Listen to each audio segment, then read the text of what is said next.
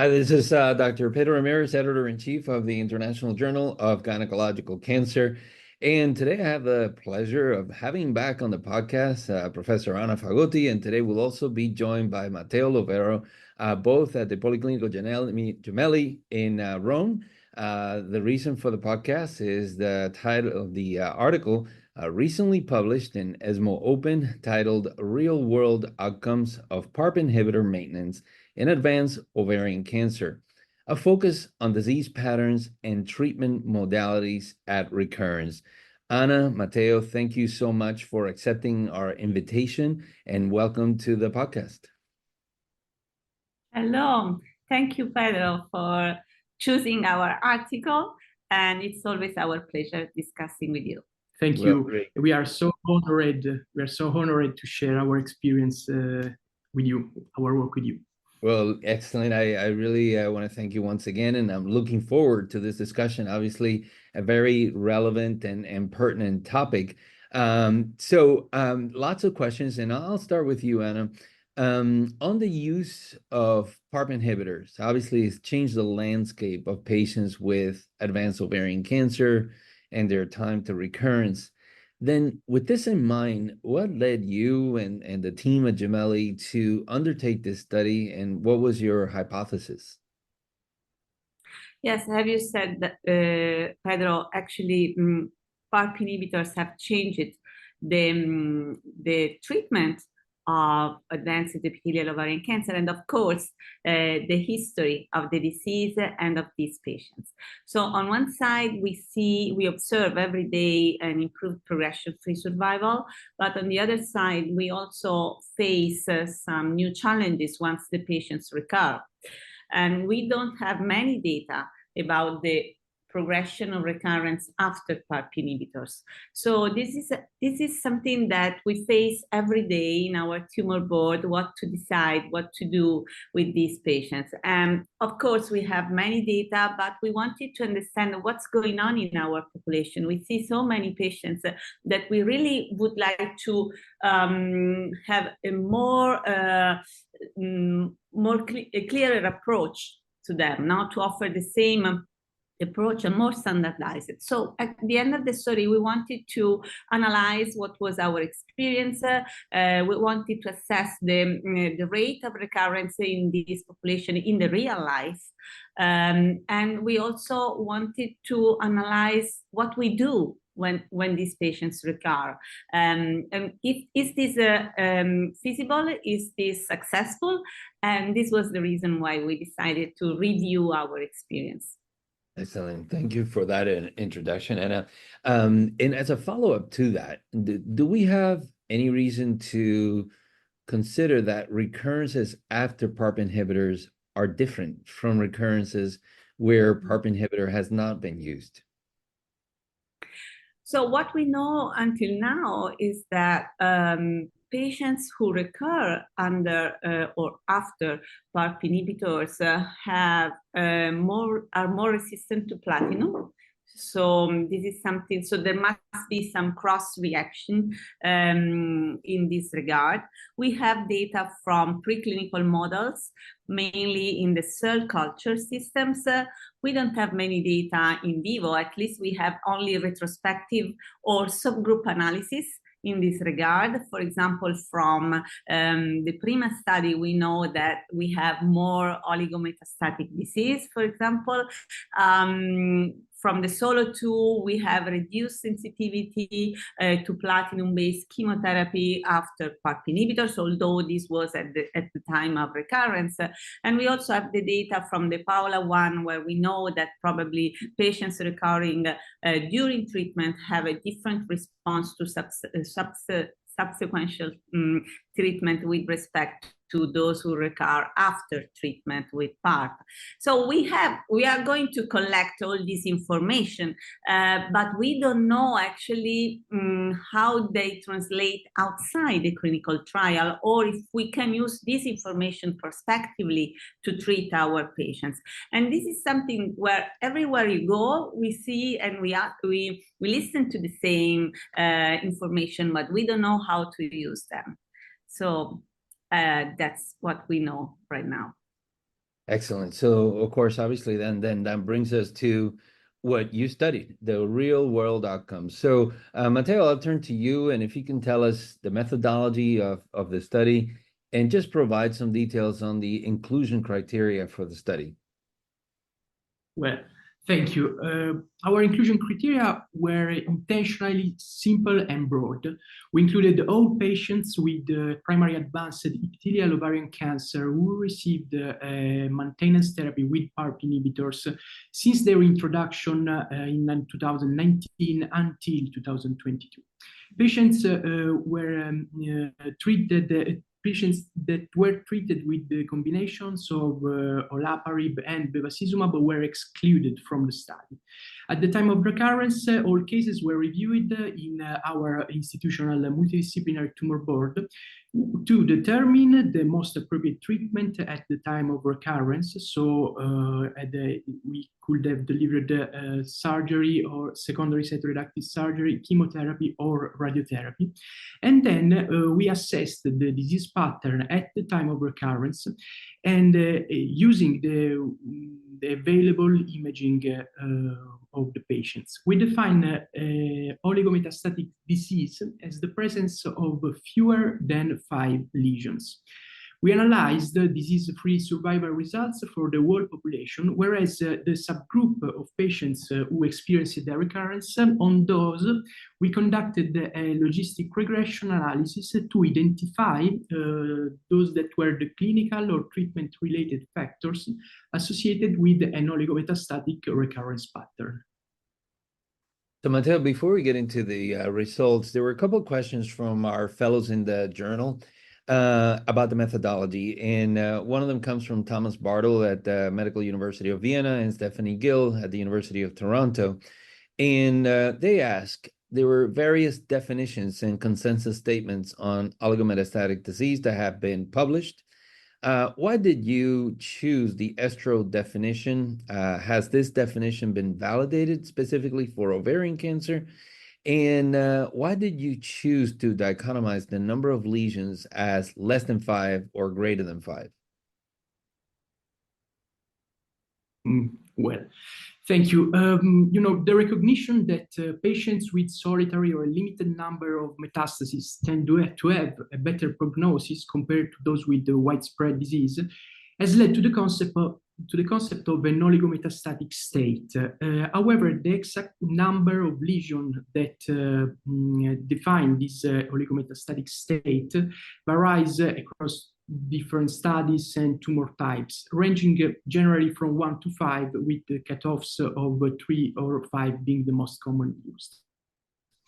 The ESGO consensus statement provided a structured definition based on a systematic literature review of oligometastatic disease across several tumor types: colorectal, lung, prostate, breast cancer. And despite the heterogeneity in existing definitions, the consensus established the threshold of 5 metastatic lesions, along with some subcategories based on, for example, on timing of recurrence. You can have a metaconus or synchronous oligometastatic state respect to the primary tumor. While this classification has not been specifically validated for ovarian cancer, it represents one of the most methodologically robust definitions available.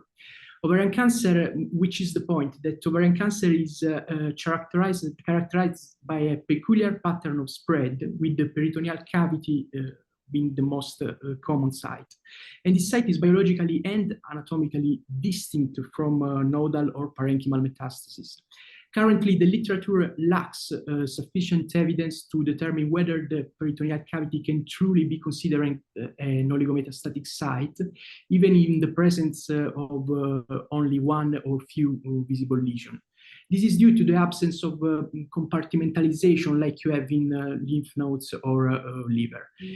But given the current lack of disease-specific criteria, we choose to adopt this ESTRO-EORTC classification, and this cutoff of 5 has been applied also in a few recent studies on oligometastatic disease in ovarian cancer.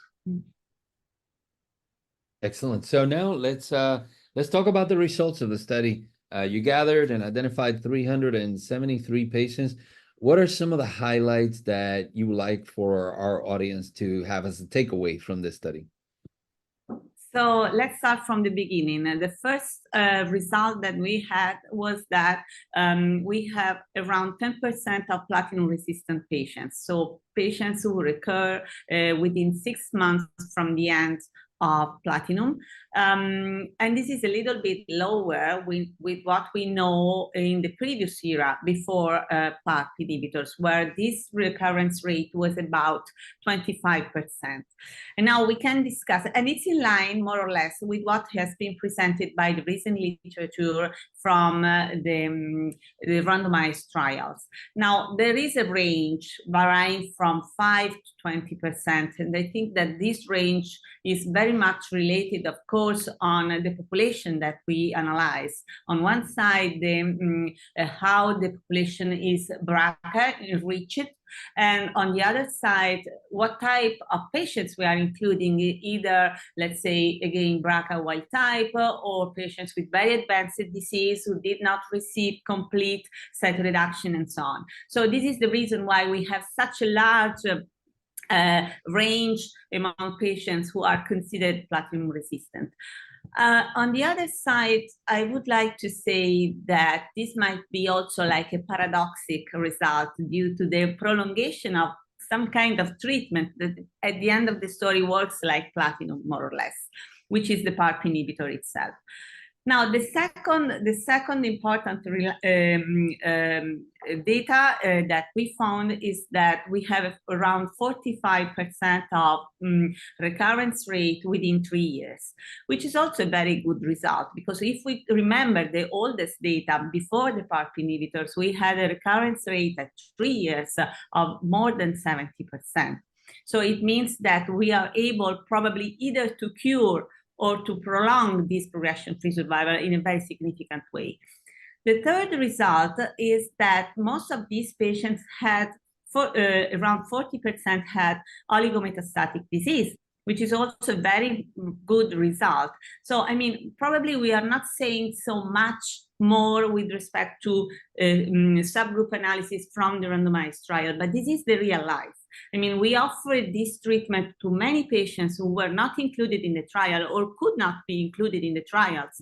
So this is really what we should expect when we offer this kind of treatment to an advanced ovarian cancer patient. And then, of course, around 1/3 of these patients who recur actually at the end can receive a treatment which is a local treatment, either radiotherapy or surgery, which is also very important to discuss with our patients. Finally, this is the last finding, is that we found that most of the oligometastatic patients had really a BRCA mutation. So if you are a BRCA mutated patient, you may have a, let's say, 3 times higher risk, although it's not really a risk, to have a recurrence, which is an oligometastatic disease. And this is also an important information that we can share with our patients. Yes, absolutely. And really excellent overview for discussion with our patients, and quite impressive the data that you are presenting as it pertains to the recurrence rate at 3 years for those patients. Now, Anna, you mentioned the selection of treatment at that time, and we'll start with some of the questions from our fellows as it pertains to that particular subject. Christian Brown from Lucerne Hospital, he asks, what were the exact criteria that you used during diagnostic laparoscopy to select patients for secondary cytoreductive surgery versus stereotactic radiotherapy, and which anatomical sites or patterns of recurrence were considered particularly suitable for stereotactic treatment? Okay, so first of all, we don't offer diagnostic laparoscopy to all patients who recur, either after PARP or not after PARP, because if these patients have a very diffuse disease or a recurrence outside the abdomen, there is no reason to consider a diagnostic laparoscopy. And also, among these patients who have a recurrence outside the abdomen, we usually consider surgery in specific cases, let's say either cardiophrenic nodes, inguinal nodes, or some mediastinic nodes, and so on. So mainly, I would say nodal locations, which are very easy to reach by surgery. The other cases are mainly treated with radiotherapy if oligometastatic. Within the abdomen, we consider, of course, laparoscopy, and also not only laparoscopy, but two other important, let's say, variables, which is one, the location of the disease. I mean, I can do also laparoscopy, but if the location is, I mean, in the head of the pancreas, I don't think there is much reason to go and do surgery in that position. Otherwise, it's treatable somehow in a very easy way. The second is the type of surgery these patients received before. Because if they had, let's say, very large cytoreductive surgery, 2-bowel resection, liver resection, stripping, bilateral stripping, splenectomy, and so on, it might be very difficult to re-enter in this abdomen. And of course, it depends also from the platinum-free interval, because re-entering in 6 months or 12 months after such a big surgery might not be very wise, let's say, or very safe. So having said that, there are cases, 1/3 of them, that may have laparoscopy. And in that case, we exclude those patients where we find an extensive disease which was not diagnosed by imaging, but simply we see it as unexpected during laparoscopy. And in those cases, if it's very diffuse and especially very little nodules like miliary carcinomatosis, we really use the same criteria as primary diagnosis, and we consider those patients not resectable. Excellent. So I want to get to Matteo on a question that Kara Fisher from the University Hospital Heidelberg, she's asking, notice that 61% of patients who underwent secondary cytoreductive surgery received adjuvant chemotherapy. Can you give us some thoughts as to the rationale for this approach and the percentage of patients actually receiving adjuvant chemotherapy? Yes, of course. After recurrences, only the 60% receiving chemotherapy is a low number. So we can say that after progression during PARP inhibitor, the standard of care will typically be delivering a new line of chemotherapy. However, in selected cases, we choose to continue PARP inhibitor maintenance after local treatment based on several considerations. The first one is the biological rationale of oligometastatic progression and the polyclonal nature of ovarian cancer itself. The local treatment has the ability to remove isolated tumor clones that have acquired probably a secondary resistance to PARP inhibitors, while allowing the ongoing suppression on the eventually remaining PARP inhibitor sensitive disease. Second, prolonging the PARP inhibition can preserve platinum-based chemotherapy as a future treatment option by so extending the treatment-free interval, which may be beneficial in terms of future response and eventual for toxicity. And third, the PARP is associated with a better quality of life, which further supports this choice. And what is more important, the ESGO-ESMO-HESP consensus conference includes the continuation of maintenance therapy after local treatment among its recommended management in this setting.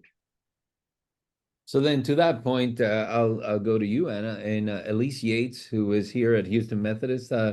She's asking, when you see your patients in this scenario, what factors do you think influence decision to continue maintenance treatment or start second-line chemotherapy in patients with platinum-sensitive recurrence receiving this treatment? Yes. So first of all, of course, we start from the assumption that all these patients receive complete cytoreduction. So we remove the recurrence, and either we have complete response after radiotherapy, or we have complete resection after surgery.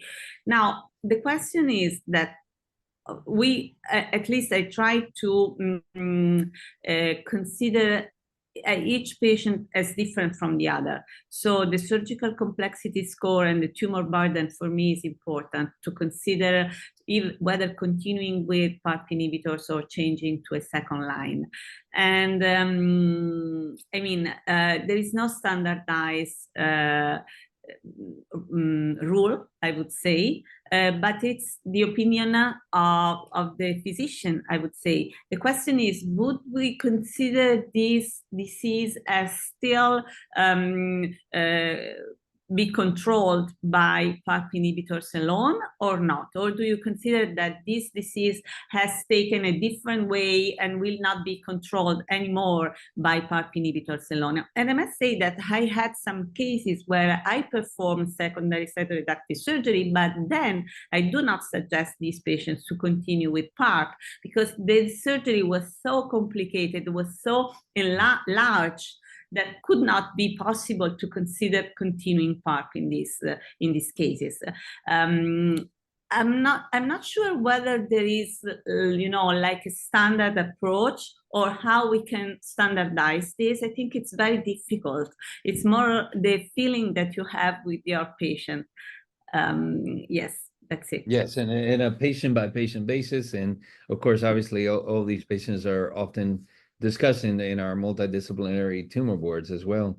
So with that, then, Kara Fisher, again from Heidelberg, she's asking, notice that 13.7% of patients with a recurrence that was more than 6 months receive radiotherapy, a stereotactic radiotherapy.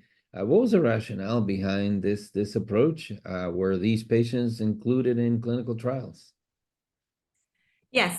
So this is also an important question that brings me back to the previous information about, the decision on how we decide between radiotherapy and surgery. But there are also some other important information, like, for example, the fact that these patients were not directly included in a trial considering, the two possibilities, surgery or radiotherapy. But once the patients were included in the radiotherapy treatment, actually they entered into some prospective trials that we have with our radiation oncologists, which are called METO-RAD trials, on different location of disease. So we had 3 different trials prospectively, enrolling patients prospectively for lymph nodal recurrence, parenchymal recurrence, or peritoneal recurrence. So the aim of this study was to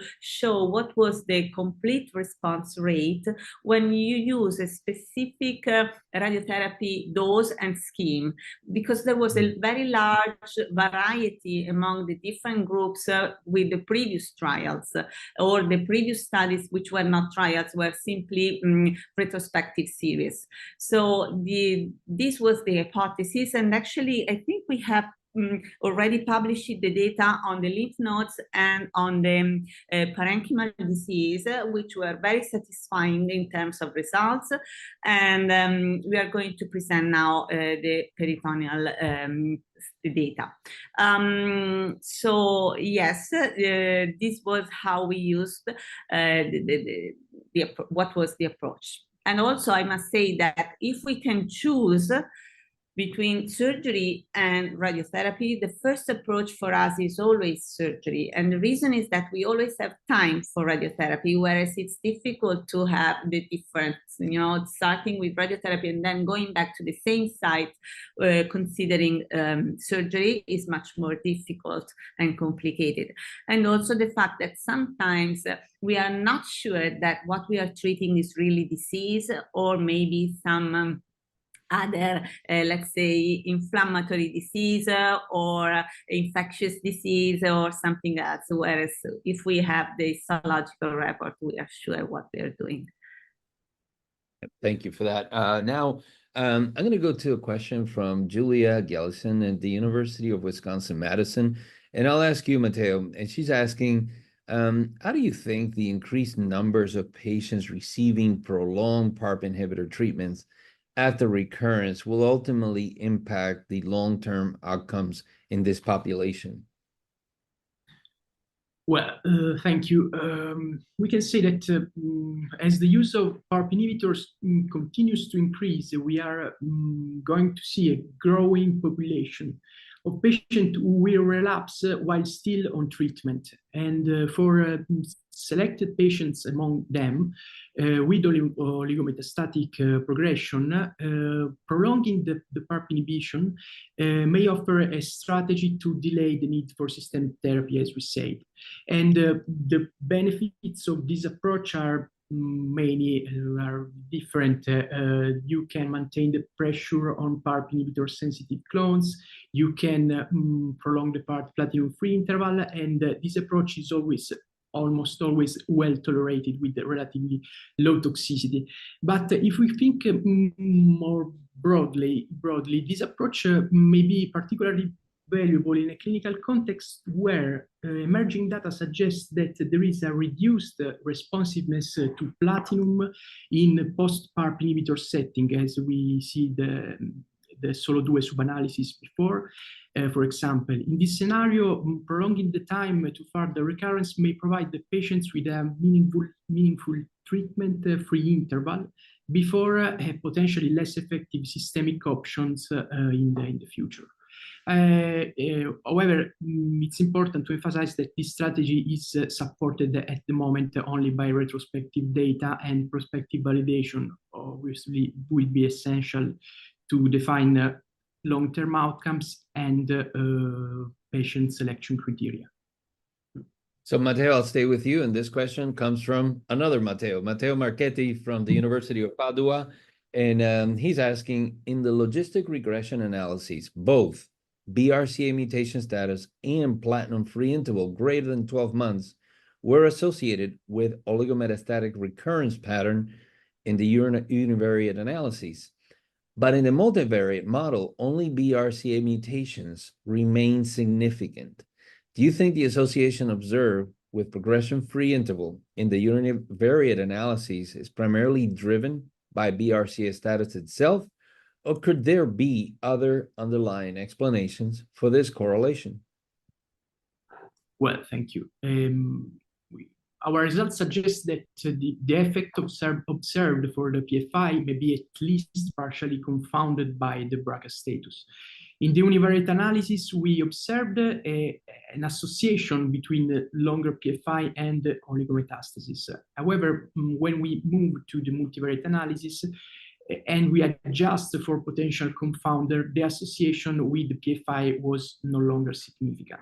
So this indicates that this effect that we have observed at the univariate analysis might be at least partially explained by another variable, in this case, the BRCA status. And BRCA patients, as we know, have greater sensitivity to platinum, and this results in longer PFIs. And so the link between the prolonged PFI and oligometastatic recurrence could largely reflect the more favorable tumor biology of the BRCA mutation. But obviously, these results must be interpreted with caution, because it was a retrospective study, and there should be a potential collinearity between variables that may have affected the interpretability of the multivariate model. If we want to speculate, the PFI could serve as a proxy for certain tumor characteristics, such as the lower degree of clonal heterogeneity or slower acquisition of mechanism of resistance. But actually, our study was not designed to address this hypothesis, so this is just speculations. Excellent. So Anna, let's talk a little bit about bevacizumab. And this question from Clara Santia here at Houston Methodist. She's asking, what was the rationale for excluding patients who receive bevacizumab? Typically, these are patients that have more residual disease following surgery. Wouldn't it also have been valuable to assess the patterns of recurrence specifically in this subgroup? Yes, certainly. It certainly would have been valuable and interesting. The point is that, we have many patients who receive BEV only, but this was not the topic of the study, of course. We have data from our retrospective analysis, and I think you had data as well, showing a completely different pattern of recurrence in patients receiving BEV as maintenance, which is much more like carcinomatosis and not really with oligometastatic disease. Now, we had 43 patients who received both PARP and BEV, so this could be included, but because of this, because we know that BEV can have a different impact, we thought that the number was very low, so we could not build the study on this number, and also they could impact in a different way the clean results that we have now. So we decided not to include this population, but of course it would be interesting to know whether this kind of population has a different recurrence pattern. And also I must say that it may be not only related to BEV, but also to the specific subpopulation of patients that can receive this treatment who are BRCA wild type and HRD positive. Now, we had around, I think, 60 or 50% of patients who were BRCA wild type in our population, but we don't know which of them was HRD positive because not everybody received the HR testing. So we cannot address more this point now. Very well. So this question from Stephanie Gill at the University of Toronto. She's asking, based on your findings of only about 10% rate of platinum resistance, do you know if there are any hypotheses as to using PARP inhibitor and decreasing the platinum resistance? And if so, can you elaborate on that, Anna? So the question is whether the PARP inhibitors can decrease platinum resistance. This is something that we have discussed it. So yes, in absolute numbers, as we showed, because it's 10% instead of 25, more or less, in population not receiving PARP inhibitors. I think it's, we have 10% who are still platinum resistant, and I think it's another 10 to 20% showing a resistance between the 6 and 12 months. So are these really, not resistance, sorry, recurrence. So how should we consider these patients? These were the previous resistant patients who have received somehow PARP inhibitors and have little prolonged this platinum-free interval to enter in this other group. Are these the same as those who develop resistance after 12 or after 24 months? We don't know. This is something that we should address. What we know from different studies is that if you recur later, it's better than if you recur earlier, and that if you recur after PARP is better than if you recur during PARP. But the real fact is that 90% of patients, if they recur, will recur under PARP. That's the truth. So, I mean, this is the group of patients that we have to analyze more, that we need more. I mean, those who will recur later, they will go well, very probably, unless they are not under follow-up. But the real problem is the majority of patients will recur under PARP. And now, within this time under PARP, is there any difference? I don't know. I don't think it's known as far as I understand. So this is something that we should analyze more. So now, Matteo, let's talk a little bit about monitoring and surveillance. And this question comes from Christian Brown. And he's asking, given the high proportion of oligometastatic compared to diffuse recurrences in your study, do you think that shortening the standard 6-month follow-up interval to 3 months combined with CA-125 guided monitoring, routine PET-CT restaging, could this improve the early detection of oligometastatic relapses in patients undergoing PARP maintenance? Well, thank you. Great question. We have to consider that the potential value of the early detection in patients with oligometastatic recurrence is valuable, and particularly when we speak about patients that receive a local treatment and that can be potentially curative or can significantly control the disease. But while the idea of intensifying the follow-up with shortened intervals is very appealing, we currently, unfortunately, lack robust evidence to support this approach in the general population. And in our view, one of the key challenges is to balance the early detection with the sustainability of the follow-up strategies. And many patients treated with PARP inhibitor have long platinum-free intervals, and probably some of them may never recur. And increasing the frequency of imaging in all patients could lead to overtreatment, unnecessary anxiety, and potential harm in terms of quality of life or financial toxicity. So while it's tempting to speculate on the earlier detection, we should design some probably prospective studies that they are needed to validate whether more intensive follow-up actually translates into a better oncologic outcome.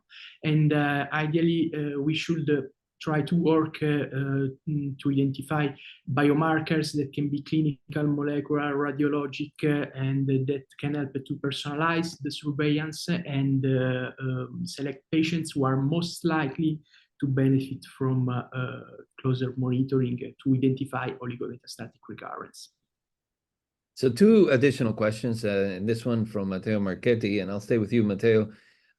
He's talking about, certainly where are we as it pertains to standard of care? And he says, one of the most striking aspects of your finding is that around 40% of platinum-sensitive patients were eligible for local treatment, either surgery or stereotactic radiotherapy, with a substantial proportion being able to continue with PARP maintenance afterwards. Are we at a point where the combination of local treatment and PARP inhibitor becomes already the established management strategy for oligometastatic recurrence? Thank you. I agree. This was indeed one of the most relevant findings from our study, the fact that nearly 40% of platinum-sensitive patients with recurrent disease were eligible for local treatment, and then a substantial proportion of them were able to continue the PARP. And this opens up to an opportunity to validate this management in these selected recurrences. What we have described is a therapeutic model that is already used, as suggested by an increasing number of evidence that comes from real-world studies and the retrospective series. And this allows us to delay the introduction of platinum-based chemotherapy, whose effectiveness after PARP inhibitor is still under investigation, as we said before. And this carries, of course, also the risk of toxicity and of impairing quality of life. But that said, we are still in an exploratory phase. These evidence are from retrospective studies, and we need prospective studies to validate this strategy and define which patients are those who will benefit more from this approach, which is the optimal timing, and which is the optimal treatment to deliver at the time of recurrence based on the type of recurrence, of course. So excellent segue into our last question that I'll ask Anna. This comes from Manuel Montesinos Albert in Valencia, Spain.